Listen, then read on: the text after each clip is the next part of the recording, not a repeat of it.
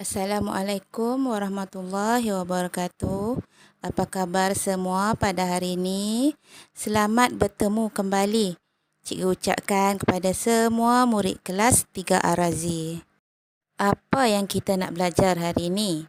Baiklah, objektif pelajaran kita pada hari ini adalah menghasilkan kerangka dan penulisan karangan naratif secara berpandu. Sila buka buku teks Bahasa Melayu jilid 1 muka surat 71. Aktiviti yang akan kita lakukan pada hari ini adalah menulis. Tajuk pelajaran kita pada hari ini, kami bersahabat. Kita baca dulu ayat yang ada di atas. Saiful, Yime dan Jiva berbincang untuk menyiapkan karangan tentang menghormati sahabat. Baik, kita lihat pada bahagian kiri di mana di atasnya ditulis kerangka karangan. Baiklah, kerangka karangan tu kita gunakan untuk menghasilkan karangan dengan lebih tersusun. Baik, mari kita lihat satu persatu kerangka karangan. Nombor 1, pendahuluan. Untuk bahagian pendahuluan, kerangka karangan yang diberi, yang pertama, hubungan rapat. Yang kedua, selain keluarga. Baik, macam mana kita nak bina ayatnya? Okey, untuk bahagian karangan, bahagian pendahuluan sudah pun diberi. Jadi, tak payah fikirlah. Okey, contoh ayat yang boleh dibina, sahabat ialah orang yang mempunyai hubungan yang rapat dengan kita selain keluarga. Apabila bersahabat, kita mestilah saling menghormati.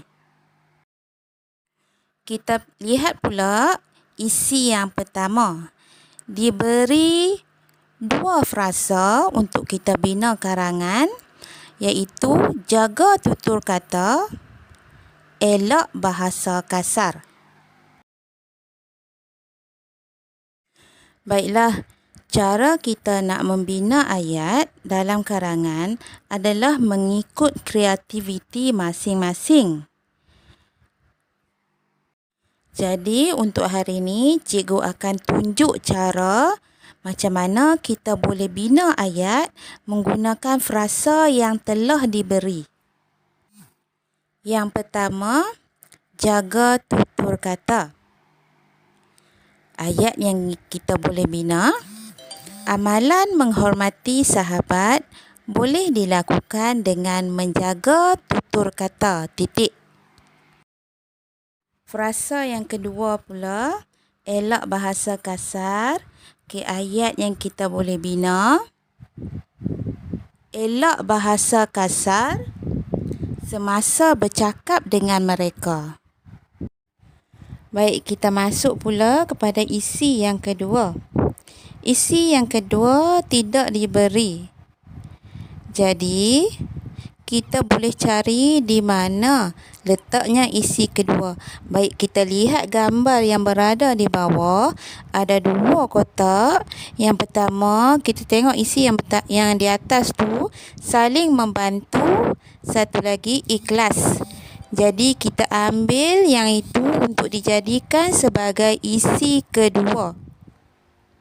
Contoh ayat yang kita boleh bina. Cuba kita lihat, dia dah bagi sikit seterusnya. Okey. Jadi kita boleh bina, kita perlu saling membantu antara satu sama lain. Kalau kita tak mau ayat macam ni, kita nak bina ayat macam lain pun boleh. Tapi kena ada perkataan saling membantu. Baik, yang seterusnya perkataan ikhlas. Macam mana kita nak bina ayat guna perkataan ikhlas? Contohnya, kita perlu amalkan sikap ikhlas semasa menolong.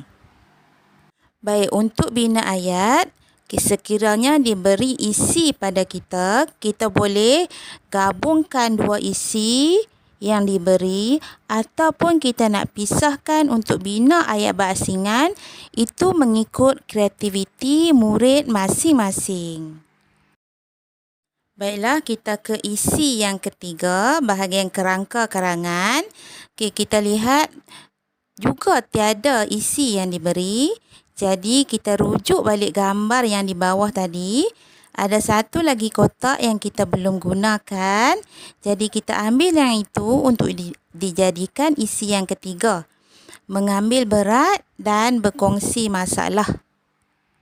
Baik, bagi isi yang ketiga, dia dah bagi sikit dah perkataan mula selain itu. Jadi kita boleh bina ayat. Contohnya, kita haruslah mengambil berat mengenai sahabat kita.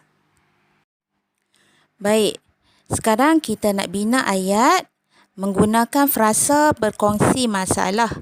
Contoh ayat yang kita boleh bina, kita boleh berkongsi masalah yang dihadapi oleh mereka dan cuba untuk membantu.